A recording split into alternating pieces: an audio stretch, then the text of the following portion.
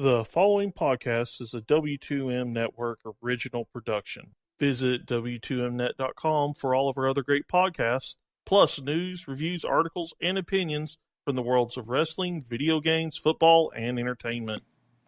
Wrestling to the Max Extreme Rules Review! Hi guys, how's it going? I'm Brandon Biskobing. Joining me as per usual for Raw and half of the team for SmackDown, Liz Pugliese. How's it going, Liz? Pretty good. How are you? Not too shabby. You want to get this debacle on the road? Please, the quicker the better. Yeah. If you haven't known us by now, and you haven't heard, and you don't know how terrible this pay-per-view was, sit back and relax and enjoy the show. That's all I gotta say.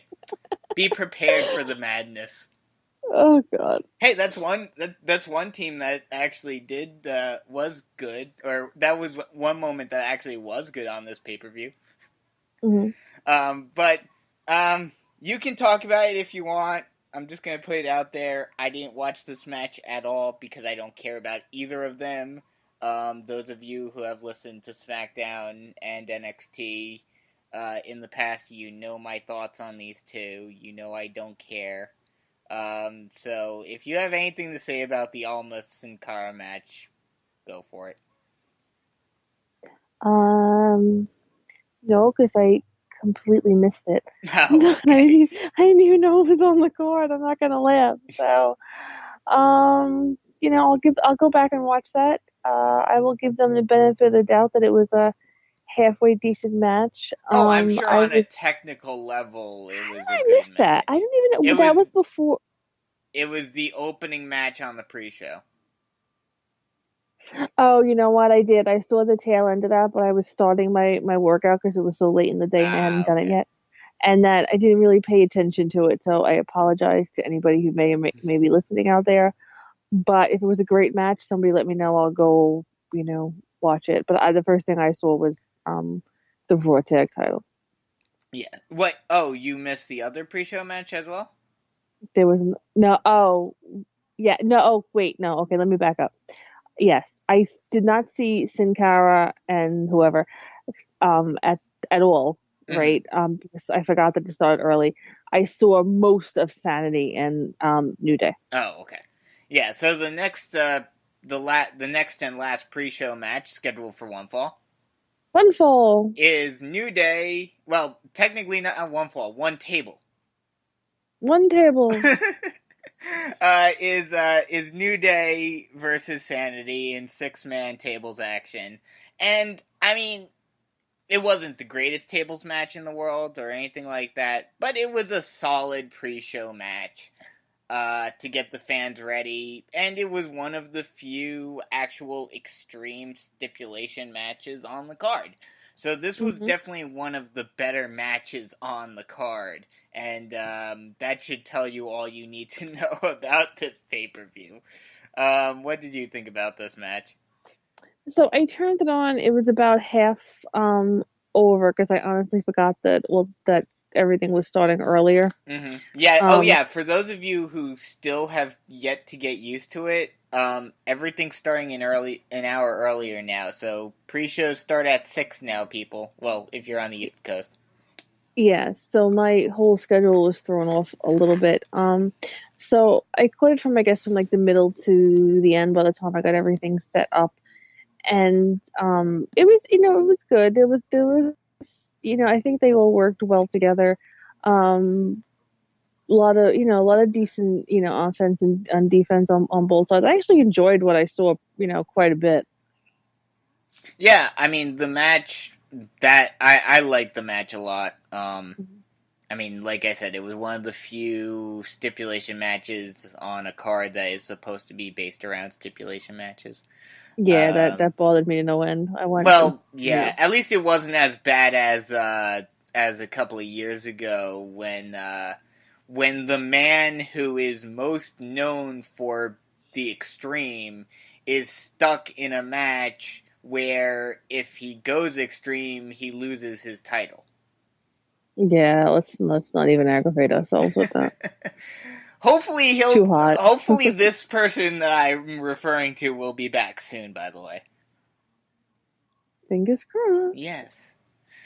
So that ends the pre-show. We get footage of Rhonda coming into the building and all of that. This is basically a rehash of Cena from Mania. What?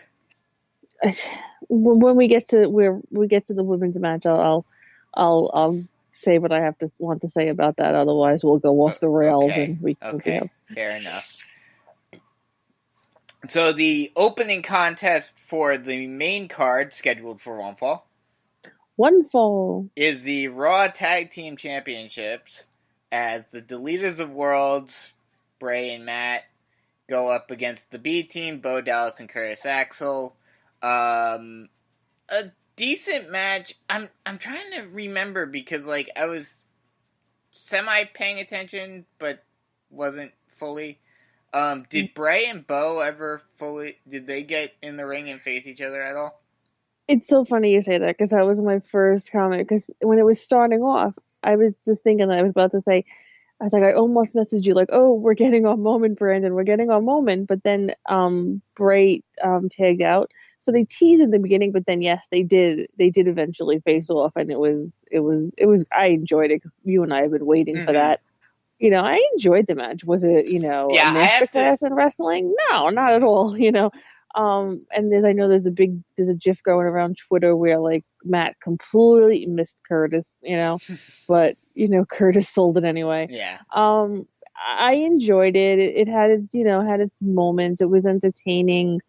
Masterclass? No, of course not. I was genuinely surprised though that they won. That the B team won. Oh, same here. Oh, I was shocked. I did not expect that. No. So I enjoyed that. I was like, okay, they shocked me right at right off the bat, and then they disappointed me as I went on. But yep. I don't. I know people are like, oh, they'll probably drop it on Raw. Maybe they will. Maybe they'll have it for through the summer or whatever. I don't mind them winning. I'm worried that everything's going to become like so much of a more comedy teams, or whatever. Because not so much on SmackDown, but you notice that the bar has been missing in action for a while. Yeah. And that pains Lizzie a lot. But so no, I don't mind it. I think they have a lot of potential. They're both entertaining. They're both good wrestlers. They don't get enough credit on that. So we'll see what happens. Yeah, I mean the match itself, like I said, I didn't some other things were going on, so like I didn't fully see the whole match, so I have to go back and watch it more. But of what I saw, it seemed like it was a good match. These four can definitely work. It was a shock that the B team won, definitely. Yeah, definitely. I thought they had no chance in hell. But I'm happy for them. The one thing that's more interesting for me now, and they're already kind of teasing it, is this already the beginning of the end for the Deleters? So we'll see where they go with that. That's going to be kind of interesting. But yeah, the B team, they'll probably have it until SummerSlam. It'll probably have either like the Revival or AOP become the number one contenders, and then Vince will probably say F you to everyone and make the B team beat them or something in some stupid fashion, because we all know that always happens at Big Four pay-per-views. We always get our hopes up, and then they all get crushed because Vince is a douche. Yep, absolutely. The post-match interview was hilarious. Curtis asks how Rainbows feel it, and then says Stretch Armstrong instead of Neil Armstrong. I know. I'm hoping that was deliberate. I hope so. I really do. But yeah, so yeah, that whole thing was pretty funny. Next, before the next match, we get Kurt Angle being interviewed about the Universal Championship. Hey, they actually mentioned it this time around. Oh my god, they didn't forget about it. Huzzah. And hey, we actually get some things moving forward, and actually someone showing some cojones now about Brock. He says he's reopened negotiations with Brock, and was informed Brock is not interested in returning, but he says, but he's willing to show up to UFC and get in the face of their champion. So Angle, he issues an ultimatum: either show up tomorrow night on Raw, agree to your next title defense, or you get stripped. So definitely makes things a lot more interesting for tonight. By the way, we're recording this on Monday because we had a busy night last night. So do you want to talk about what you think will happen tonight now, or do you want to save that for after? No, let's just get it, knock it out of the way with. now. Yeah. I don't see them stripping him. I think they threw that in there to make it more exciting. I think he's going to show up at like 10:59. Oh yeah. Or something like that. Oh yeah, no, they're definitely going to stretch it out for. Oh yeah, they're going to stretch it completely out. And what I hope they don't. Okay, I think stripping him is the wrong idea. Is the wrong way to do it, because all the fans are going to be like, "You're doing it now." It's not going to play out right. No. Sorry. Having Braun cash in tonight doesn't feel right, either. That would be great, though. It would be fabulous, but only if he does it like when he's getting out of the car, not like when he's in the ring. That is I true. want him to. Bring back hardcore title type rules. It doesn't matter. They never said it has to be in the ring. Show up with a ref, knock him out, pin him, and that's it. Get it over with. You're right. So I mean, if they handle it right, oh no, stop! Sorry, my dog's being crazy.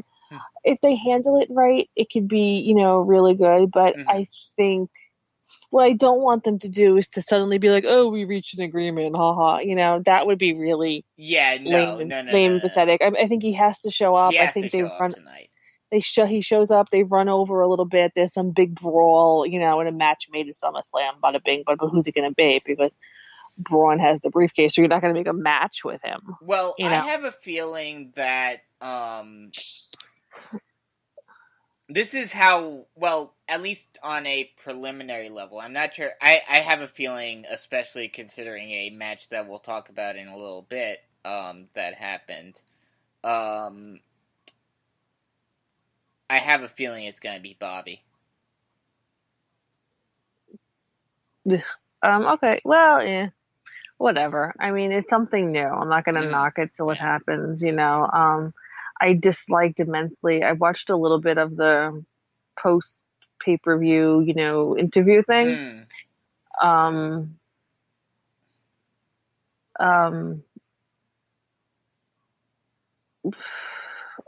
was I going to say? And he was still so bland. Yeah. But well, that's that's just because of how he's being handled in WWE. Yeah, so hopefully, his personality, he'll start to be able to show his real personality, or whatever, and that'll, pick up. I think they could put on a definite, show. I think it would, because like I said last week, he's definitely good in the ring. But, we'll see. I think we're going to see Roman off for a couple of days. I think there's a couple of people that are going to be, kind of regrouped a little bit. But yeah, the way I personally, at least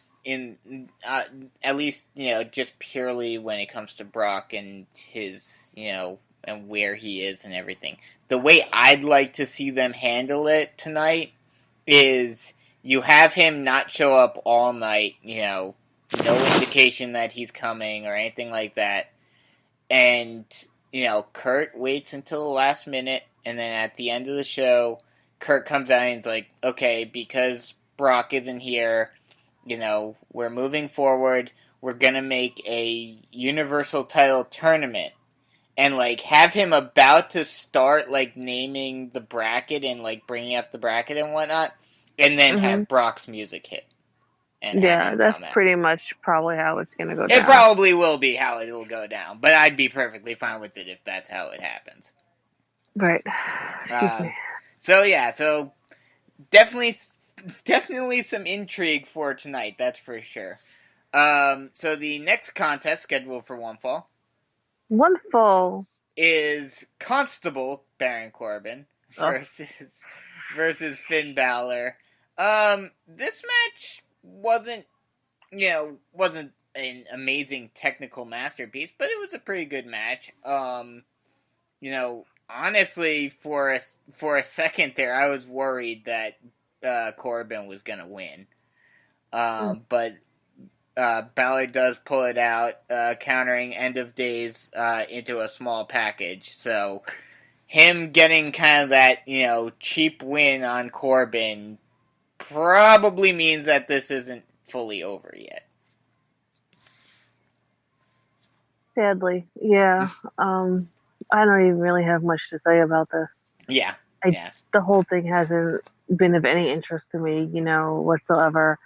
If they're going to have Corbin be, the constable, the thorn in Kurt's side, then they should just let him do that for a while they figure out what else to do with him. Yeah. This whole, I know Galahad does it, wrestling in a suit. It annoys me. I whatever, but that's just me. So, yeah, Finn got the win. It was an okay match. That's about all I have to say about it. Yeah. And, with it being, a cheap win, this is definitely not over yet. Yeah, definitely not. We get Bludgeon Brothers beating up Team Hell No in the back. Harper throws Daniel Bryan into a loading bay door, and they smash Kane's leg into a door with one of their mallets. Paige rolls up, and, that leaves the tag title match up in the air, which we'll talk about later. But, again, it's a situation of bait and switch of, oh, yeah, we're going to have Team Hell No reunite, and then just throw up a giant middle finger to everyone. Even more of a middle finger to the fans coming up as the next contest scheduled for one fall is the SmackDown Women's Championship match between Asuka and Carmella, with James Ellsworth locked into a shark cage. This match was kind of decent, I guess, at first. And, Ellsworth throws a chain down to Carmella, but Asuka gets it. I didn't even he picked the lock on his cage. I didn't fully see that, and then he gets hung up into, like, his foot gets caught in the cage, and he's hanging upside down. But instead of saying, "Oh, he's still technically trapped. He's not a threat to me, so I'm going to focus on my primary objective, which is Carmella," Asuka does the complete opposite in spite of beating him last week, and goes completely crazy and beats up James Ellsworth with a kendo stick, completely loses her focus, and Carmella, of course, rolls her up and wins.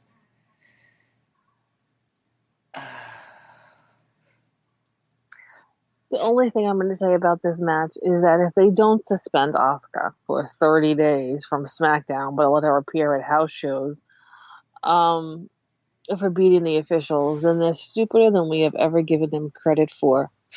I have very little to say about the stupidity that occurred in this match, making Asuka from this beast, if you will, unstoppable force, to a moron.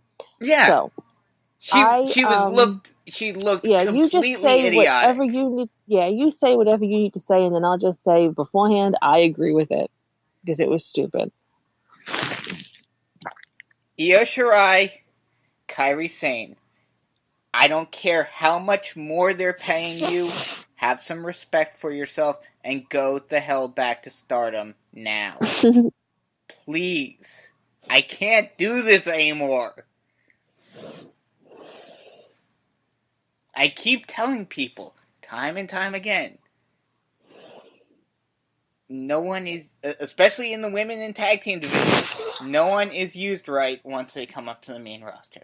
And this has got to be the biggest example of it, where she was handed to Vince McMahon on a silver platter of, this person, as long as you don't treat them like a joke, can make you money.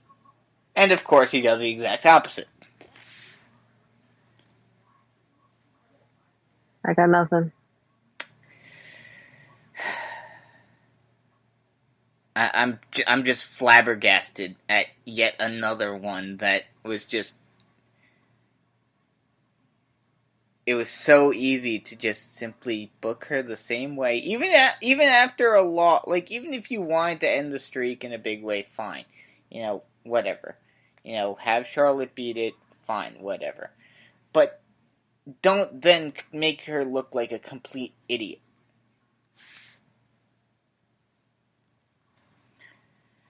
Yeah, I have no faith in the women's division anymore. Mm-hmm. And I hate to say it because it was getting so much better a couple of years ago. Yep. And it was looking like they were on the way up. And now it's just like, I'm deathly afraid of what's going to happen if the rumors are true that they're going to make a women-only pay-per-view in October. Yeah, we'll see what happens. I mean, that not necessarily won't be a bad thing if they do it properly, but who knows? So from one incredibly stupid match to another booked incredibly stupid, but at least the right person won match. Our next contest scheduled for one fall is a 2-second squash between Jeff Hardy and Shinsuke Nakamura for the U.S. Championship. I can explain the entire match in 4 words. Low blow, Kinshasa, pin. That's all you need to know. And then you had this return of Orton, thinking he's going to go after Shinsuke, and for some ridiculous reason, unless I missed something somewhere, went after Jeff. Yeah, I didn't understand that at all. So, like, my first... because yeah, go ahead. Because at least, like, back in, December, January, Shinsuke and Orton were kind of feuding a little bit. Mm-hmm.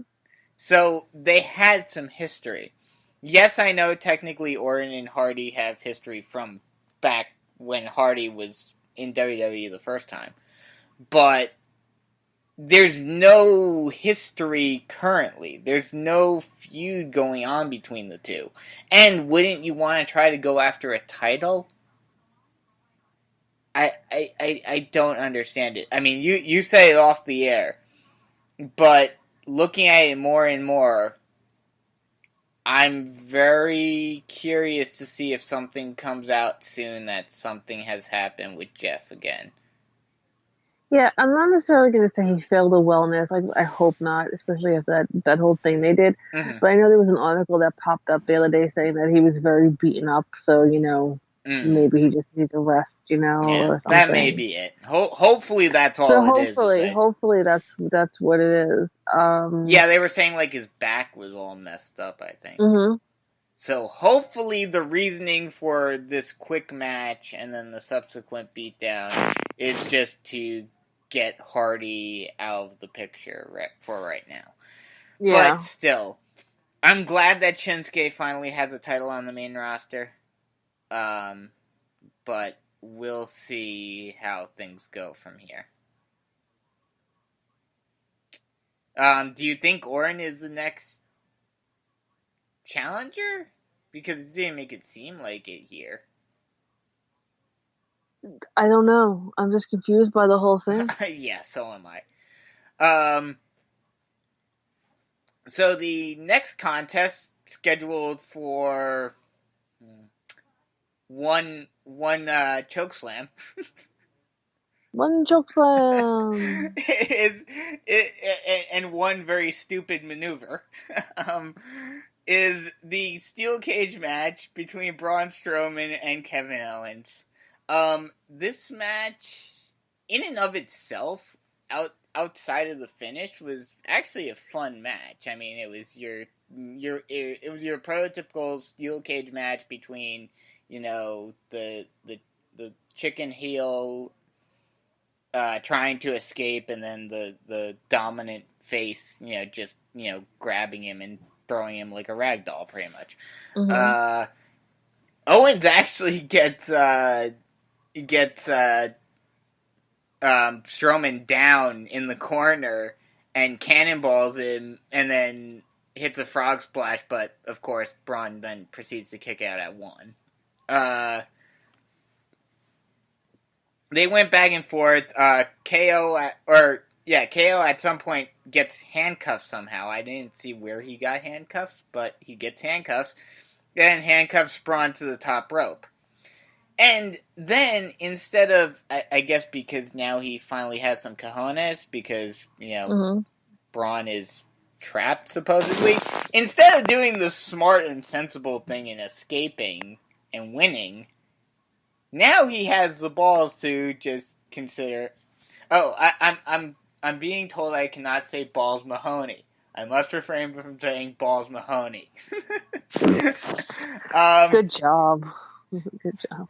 So, yes, KO finally has the Balls Mahoney to attack Braun and beats him. But, of course, Braun breaks out of the cuffs. Owens then, he starts climbing, but of course, because he thinks Braun is still trapped, he's gonna play with him and blow him a kiss and everything and wave bye to him. That gives Braun time to rip the handcuffs off, chase Owens up the cage, and the end of the match is another very stupid, albeit this time around you can say that Braun was doing it just because he wanted to hurt KO, but Braun, instead of throwing KO back into the ring and then thus being able to either escape or pin him, Braun decides to throw him through an announce table, thus KO wins because his feet land first. Yeah, it was an entertaining match. I laughed when he handcuffed him. I'm like, watch him just like rip the cage in half or something, So when he ripped the handcuffs off, I mean, all right, that was pretty cool, but I was actually like tiny bit disappointed. Whatever, don't kill me. Because I was like, all right, I was half expecting him to go rip like the entire like top rope off, or like what I think it was the middle rope that it was attached to. Yeah, he's like, I'm gonna something like that. Yeah. So, ouch. Slightly disappointed, and when he chased up after him, I'm like, all right, I knew something was gonna happen because he wasn't just gonna like jump down and be like, "Ah, sucker." So yeah, wasn't not expecting that, choke slam though. No. It was an amazing spot. Oh yeah. And then I'm laughing to myself because I'm like, doesn't that make Kevin win? And lo and behold, of course it does. So it was pretty cool. It was a nice little, twist to it. We both called it last week that there'd be some type of shenanigans where Braun would actually end up making Kevin win. I don't think it makes him look super foolish. I think he's going to play it off like, yeah, what the hell ever. I just wanted to hurt the bastard. Yeah. Which I think is the perfect way to play it off. Yeah. Oh yeah, definitely. We were talking about this off the air, but it was so impressive seeing a guy of that size without having to hold on to the cable next to him, being able to stand on top of the cage, which his feet, I think like each side of his feet were dangling off the edge. Being able to stand on that cage and not lose his balance and fall I was like, oh my god, he's gonna fall. Yeah, that was wild. Like Yeah. we set off. I don't think anybody's ever done that. We talked about Taker balancing on the ropes and things like that, and being a big man and doing it, but nothing like that. And I mean, I don't No. think anybody expected a big move like that. No. Then we get the next contest scheduled for One Fall. One Fall It's supposed to be a tag match, playa, but instead it's a handicap match in the beginning as the Bludgeon Brothers face off against Team Hell No, which is really just Daniel Bryan at this point. Bryan does his best he does everything he can to get some momentum and try to win by himself for his team. But of course the numbers game and just Rowan and Harper's size outpower him. And then Kane eventually does come out. Bryan makes the tag. Kane's apparently in a cast because his ankle's like broken or something. I don't know. Kane comes in.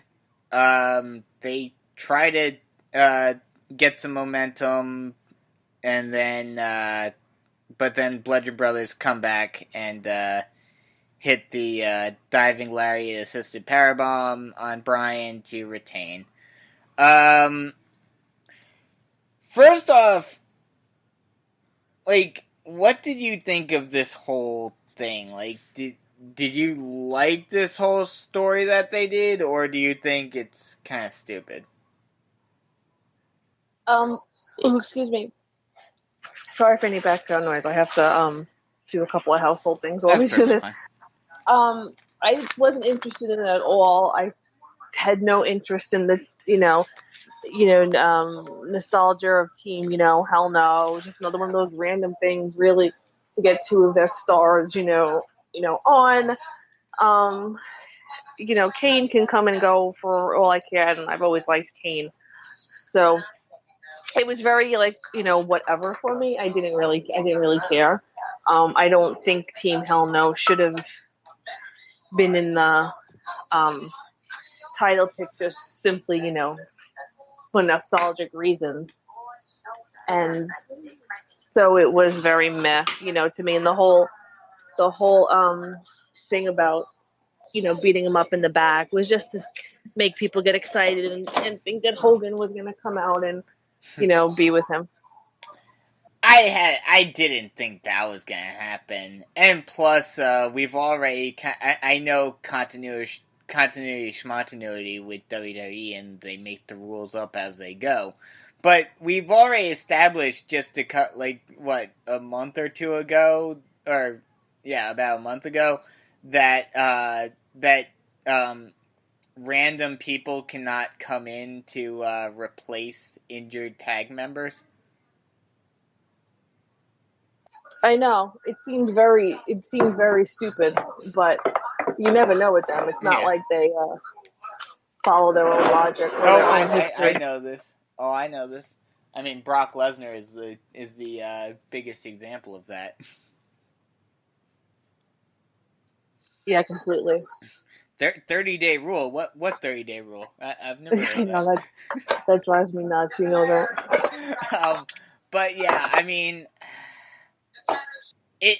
I talked about it before. It really was a classic Vince McMahon bait and switch of, we're going to get everyone all pumped up for the reunion of Team Hell No and all of this, and then we're going to ruin it. And granted, we didn't get any Miz action during this match, so, if that... I mean, well, the rumor is that Bryan has signed a new deal. So, that may mean that maybe, because of the shenanigans, Team Hell No gets another shot at SummerSlam and wins it there. But we'll see. Let's hope not. We'll see what happens here. before the next match, we get Roman Reigns walking backstage. He sees B Team, who's still celebrating, and they offer him a spot in the B Team, and he just is like, no, and walks off, and they continue celebrating.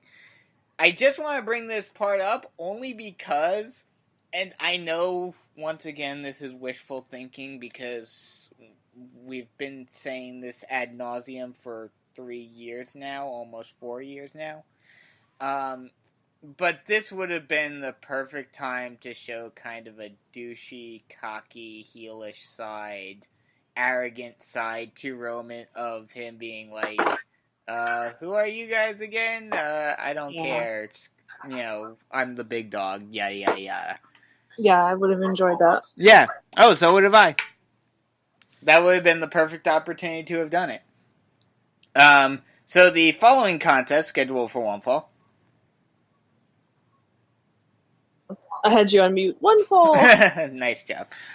Is Bobby Lashley versus Roman Reigns. And this was actually a pretty good match. And, I mean, I'm going to have to ask Harry about this. By the way, Harry was at the show. So, on Tuesday, well, tomorrow now,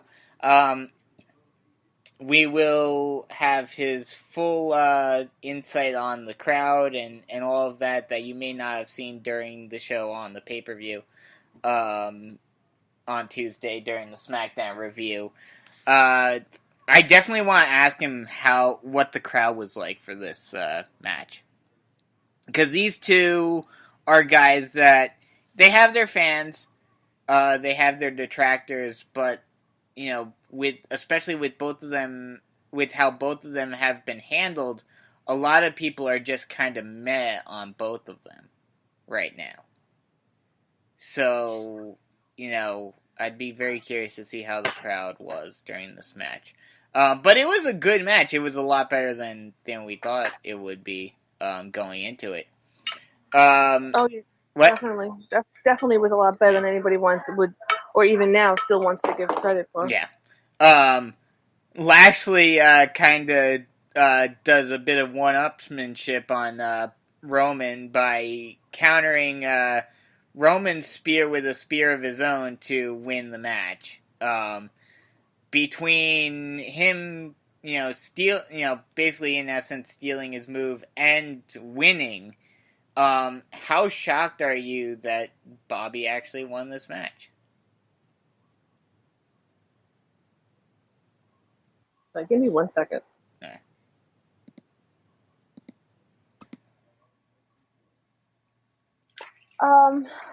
How surprised was I that Lashley won?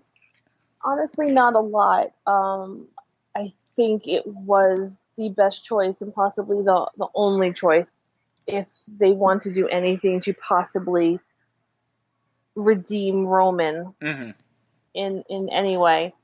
I've said it before, I'm a Roman fan. I don't think he's the end all and the be all. I don't think he's nearly as bad as anybody ever wants to make out to be. I think a lot of it's because, the internet didn't get its way.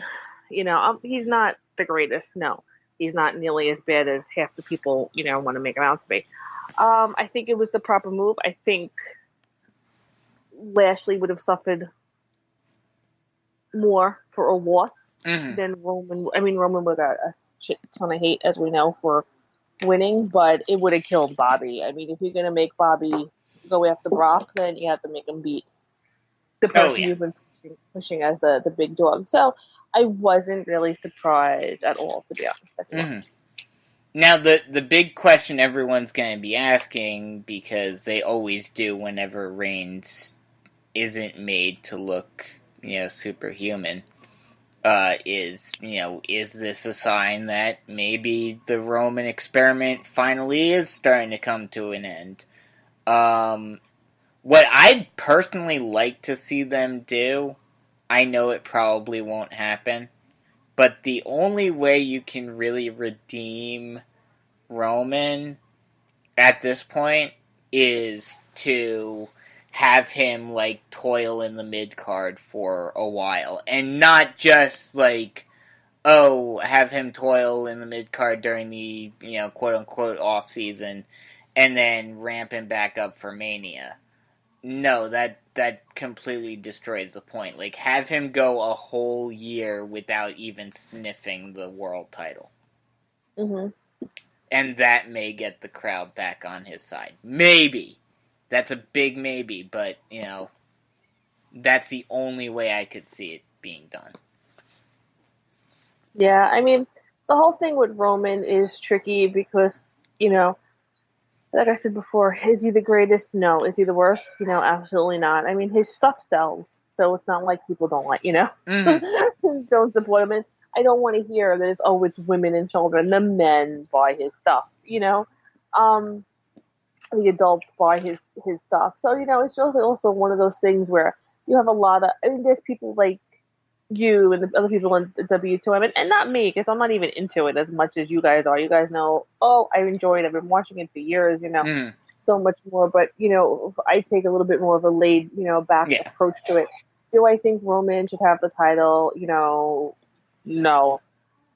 But so much of it is that's, just the reaction. You see Roman, you boo. People don't like to hear that, but it's true. Oh, there's Roman, we boo, Mm-hmm. When his music hits, you get like a mix. You can get a pretty good, pop. So I don't know. I kind of think we're not going to see Roman for maybe, a couple of weeks, and then, maybe like 2, maybe, but I'll probably be wrong. I'll probably be on tonight. Yeah. But I'm kind of see him a little bit, I don't know, not revamped, but I personally would like to see him get a new look. I hate that. Yeah. I hate that. Yeah. That's that's one thing that a lot of people have complained about as well is, with him is that, he hasn't really ever changed at all from what he did when he was in the Shield. I mean, he still has, it's changed a little bit, but he still has, the tactical vest type look in terms of his attire. He still has the theme music of the Shield and all of that. Right. Yeah. So, we'll see. I agree. I think he'll be, I don't want to say that, the experiment, failed. I don't necessarily think, it failed, so much, but then I don't have this Roman hate, ingrained on me that I want him to like turn into a pile of salt. Yeah. No. So. I mean, like I've said in other groups, and I mean, if you asked me this, a year and a half ago, it would have been a lot different. But I've actually liked Roman for, I think it's about a year now. Around almost exactly a year. Because ever since Great Balls of Fire from last year, during that ambulance match and then the subsequent aftermath, it made me into a Roman fan because he showed that badass side, he showed that darker side, and showed that he's not a cookie cutter babyface. Mm-hmm. What I don't like is when they, go away from that and go back into the cookie cutter babyface prototype for him. Right. So if he can stay kind of on that edge, he'd be fine and he would get more support. But they need to do it in the right way. Mm-hmm. So the next contest scheduled for one fall is the Raw Women's Championship Extreme Rules match between Alexa Bliss and Nia Jax, and shenanigans galore. Mickie James and Natalya come out for their respective friends. Mickie tries to interfere. Natalya attacks. Mickie and Alexa get the upper hand and beat down Natalya.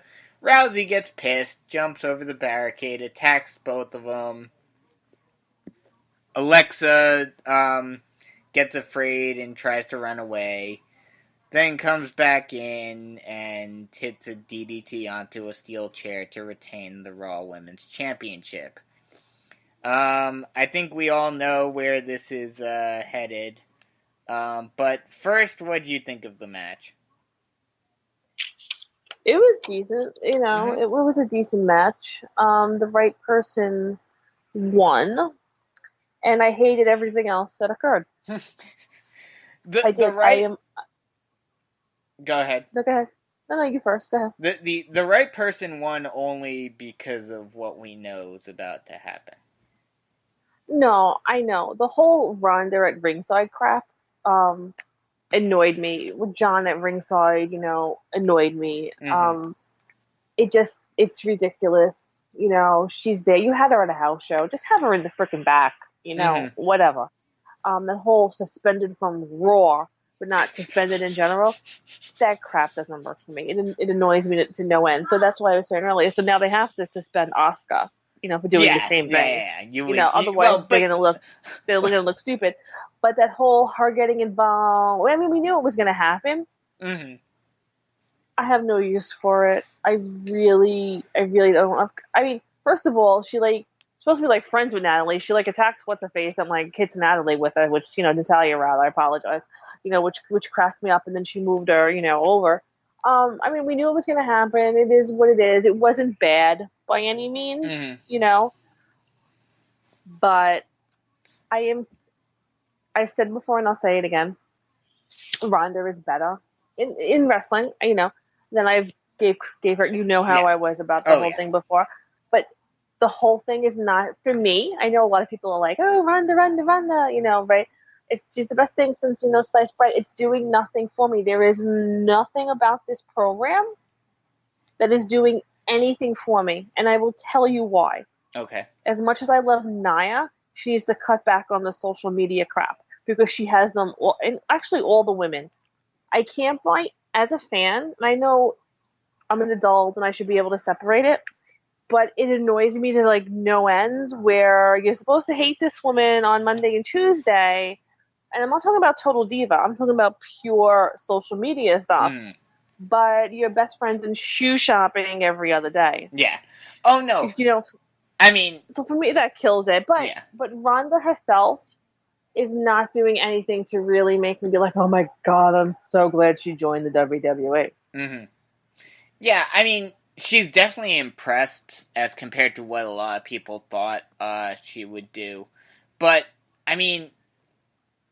That's, and I know, especially in WWE, that they just don't care anymore. They've already established that kayfabe is dead and all of that, and they just do not care anymore.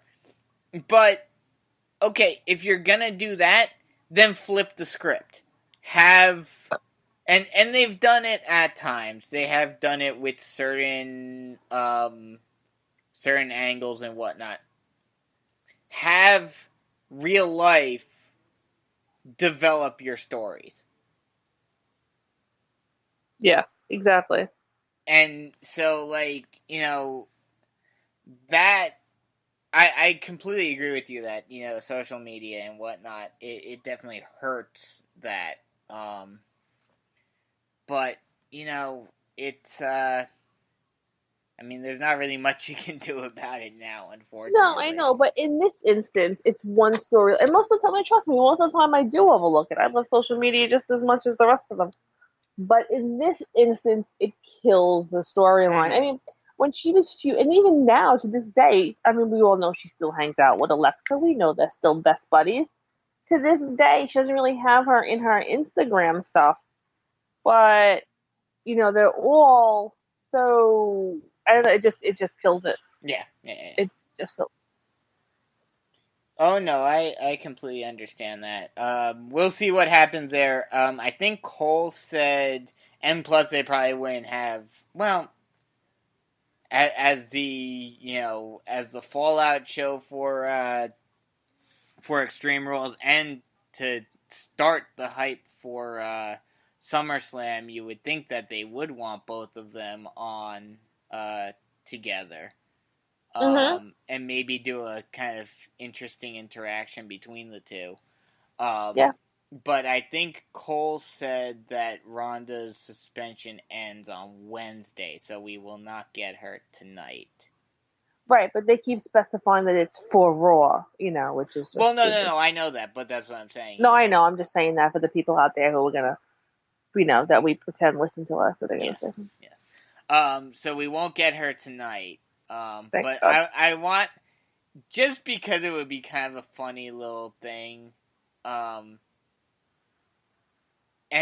especially with WWE kind of promoting it anyway, Mm. I kind of want to see Ronda and Brock interact with each other, even if it's just like in passing, during a Raw before SummerSlam.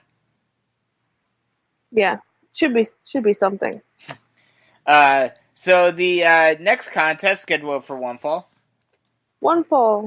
is the WWE Championship match between AJ Styles and Rusev. This was a pretty good match. The person we all expected to win won, AJ. The one thing I'm more disappointed in, especially with how Aiden did get involved towards the end, is we didn't get any sort of fallout from this. Mm-hmm. It's kind of just business as usual. But first, what do you think of the match? I thought it was a pretty good match. It wasn't bad. Like seeing, Rusev AJ, I think they worked really well together. I know everybody expected going to be a major fallout between Aiden and Rusev. I mean, we're probably going to be building to that, and we'll see what happens there. I enjoyed the match. Obviously, AJ won, and AJ was, I guess, the proper person to win. I can see, I would love Rusev, to hold a title. But I didn't see AJ losing to Rusev. No. I'm not saying it wouldn't have been nice if he did, whatever. But you know what I mean. But I didn't see it happening. That doesn't make me, smaller than half of anybody. It was a good match. I really enjoyed the match. After a lot of nonsense, I really enjoyed the match.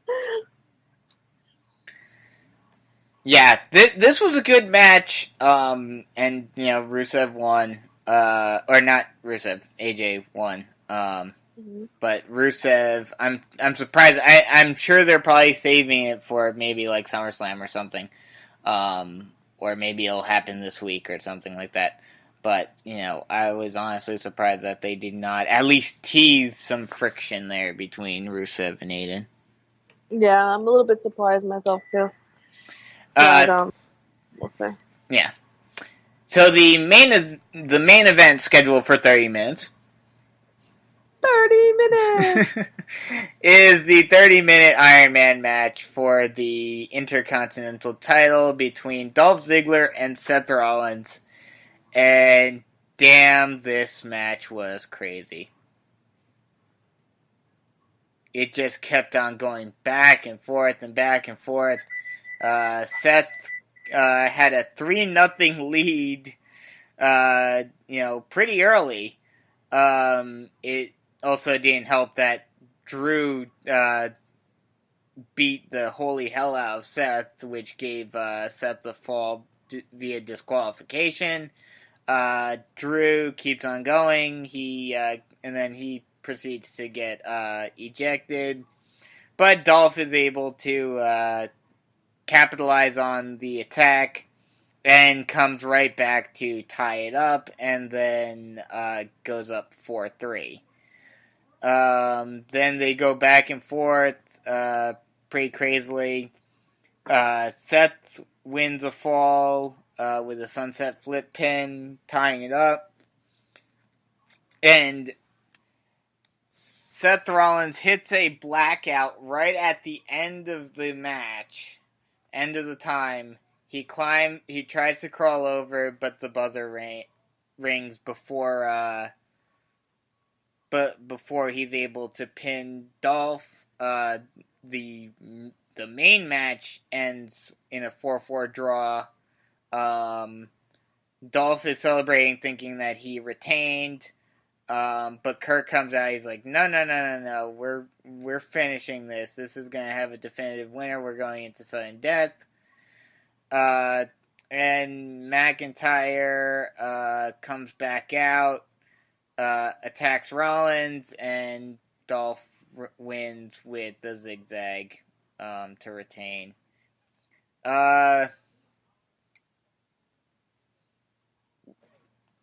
First off, what do you think of the match itself, and then what do you think of the finish? So these two never disappoint, really. Oh. I mean, yeah, just like anybody else, occasionally they phone it in.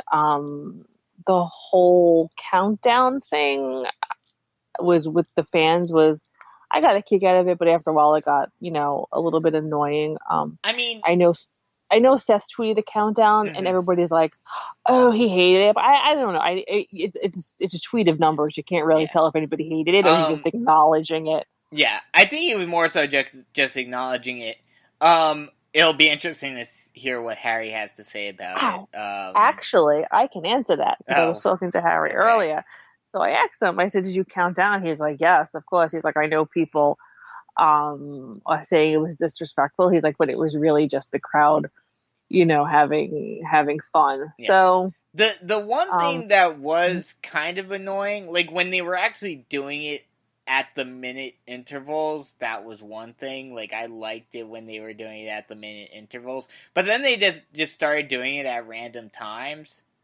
And they took the clock down. What?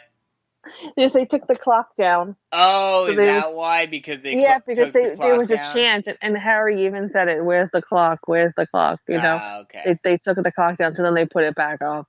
I enjoyed the match. I think the "Where's the clock" was the disrespectful part of it. The rest of it was just fans being assholes. Yeah. So what was I saying? I enjoyed the match. I mean, it was a great match. They don't disappoint. Like I was saying, started to say everybody phones it in, now and again, but they really brought it. It was the obvious choice to be the main event, and I'm really good they didn't F them over. I said that was actually a question I had about this whole thing. How surprised were you that this was the main event, especially because while, yes, this has gotten a good bit of TV time, there are two matches that a lot of people going into this, especially, because Drew, especially Dolph, but Seth and Drew too, aren't exactly the most highly touted guys on the roster. There were two matches just because of who were involved that you thought were clear-cut, contenders to be the main event over them. Did they make the right choice? Absolutely, but how surprised are you that they actually did that? You don't think that Seth is highly touted on the roster? No, Seth is. Drew and Dolph, not so much. Oh, I misheard you. I heard Seth for some reason. I apologize. I'm like, Brandon, have you been drinking this morning? No, Seth is, but Drew and Dolph, not so much. Oh, but yeah, even then, as compared to, the Roman and Bobby match or the Nia and Alexa match, you thought there was no chance that this was going on last. I actually didn't think that. So I'm probably in the minority. I would have thought that if this wasn't the last match, then AJ obviously as champion, theoretically should be a main event. But based on who he was facing, and no disrespect to Rusev, I am all about Rusev Day, as is Harry. It wasn't going to happen. If it was somebody else, probably. I mean, but look at how many times him and Shinsuke were in the freaking middle of the damn card. Yeah. So a bit of a slap in the face to AJ. Maybe, who knows? Ben probably doesn't even care. He takes a paycheck home at the end of the day, right? The only other match I would have thought would be at the end would be Braun and Kevin, based on the fact that it was, the steel cage match. I actually thought when the main event started that, something's going to happen at the end, or is there a match I'm forgetting? Because it seemed like it was going on so early. I was surprised it ended early, because these shows, they usually, Well, I think they're kind of cutting back on that. I think that's part of the reasoning for why they moved the matches, or the times up, is so that they have that extra leeway where if they want to run over, they can. Right. And not have it end too late, but at the same time, they don't necessarily totally get that. I mean, it to. was definitely the right choice. Obviously, it was the best match, of the night. I am a huge Rollins fan. Let me say again, as I've said many times, I didn't, we all know I didn't watch NXT at that time. I didn't watch them in the Indies. I didn't know Tyler Black, from Tyler Breeze, So the Shield, like I said before, was like, oh, look, another faction. Yay. It took a long time for them to grow on me. And then I went back and did my research like I always do, usually do. So, in terms of the, main roster, love, Seth. Bit fangirly, yeah, absolutely. How could you not be? But, I loved Drew destroying, I think it was great for Drew just showing his, strength, picking him up, like kind of like a rag doll, slapping him around. I loved that, where you realized, oh, this was strategy, on their part. I didn't think that Drew and Dolph, I thought during the whole shakeup when Drew appeared with Dolph, I was like, what the hell is this? Which I think a lot of people were. Mm-hmm. But it's worked. It has worked. It definitely has. It really has. And I think, that playing that off as, strategy makes a lot of sense. I mean, I've made the Go ahead. No, I was just saying it was great. And him popping up back at the end, because technically it was a new match. I'm not gonna people like, I don't know, so I haven't really seen anything if people are complaining about it. I thought that something would happen at the end, and when realized it was going to end in a tie, I wondered if they were going to restart it. I'm not going to complain that they did. I think it was better than them leaving it, Oh, no, I definitely think they made the right choice, but I think that it should have started a little quicker. But it was definitely the right call. I mean, you kind of expected it. But... yeah. I do have one question for you. Okay. Where did Drew come from? Under the ring? I honestly have... you know what I think it was? I think after the match... like, after the bell technically rang and the match was technically over, he came out to celebrate with Dolph. Yeah. I guess we just didn't see him because he was past the camera by the time Kurt came out. Like, he was probably, like, right in the middle of the ramp. Mm-hmm. Yeah, I guess they really handled the cameras well there, and kudos to them. We'll have to ask Harry, actually. Yeah, we'll have to see what Harry says. And because I was like, oh, where did he come from? Big man kind of trying to hide. I can't. Maybe it's because I like all three guys. I'm a fan of all three of them. I don't have a bad thing to say about this match. Yeah. But you were talking about Ziggler and McIntyre and their dynamic with each other. I've made the comparison before. But I'll say it again, they definitely are like Shawn and Diesel 2.0. Yeah. Yeah, and that's not really a bad thing. No, I mean, I think they can outshine the originals. Yeah. So that'll just about wrap it up for this pay-per-view scale of 1 to 10. There was a lot I didn't like. There's a lot I barely paid attention to. But based on the things that I did like, not that they outweigh it, but I can focus on the things I liked rather than dwell on the things that I couldn't really be bothered with. I'm going to give it a solid 7.5. Okay. I'm a little lower than you just because some of the very stupid moments outweigh, I mean, the main event was great. Bobby and Roman, were surprisingly very good. But some of the other decisions in this pay-per-view were very, very poor. So I'll split the difference. Normally we don't go this far into the decimals. You're gonna do 7.25. No, I'm gonna say 6.75. Oh, okay. I've always wanted to do that, but I figured Harry would have a fit. Well, I'm starting it, so Yes. if you can't make up your mind between two halves, then you're going into the quarters now. So yeah, I'm gonna give it a 6.75. You know, there were some things that outweighed the bad, but not enough. Your one-word review? My one-word review. I don't want to say like trash because it wasn't completely trash. I'm gonna go with my old faithful of like I don't know if that's a good one. Give me a second because I really didn't think of it. Okay, before. I'll give mine while while you're thinking.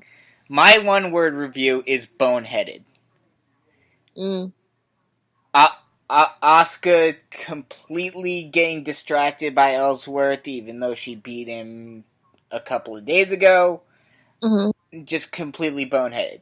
Braun, while yes, there can be the excuse, and I'm sure that that's the reasoning they'll give of, oh, I didn't care, I just wanted to beat him up, yada yada yada. Still, you have an opportunity to win and beat him up at the same time, but you choose to have the big spot instead.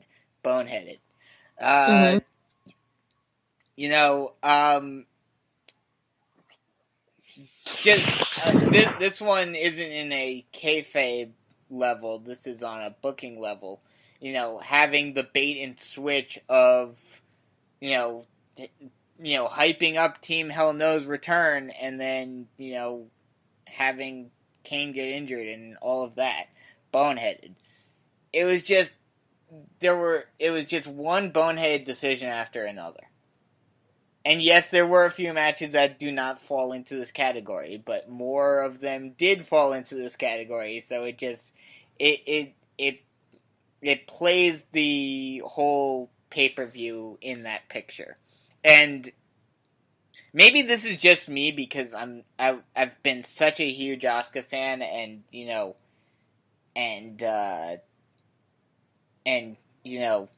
I followed her WWE run ever since she came into NXT and all of that.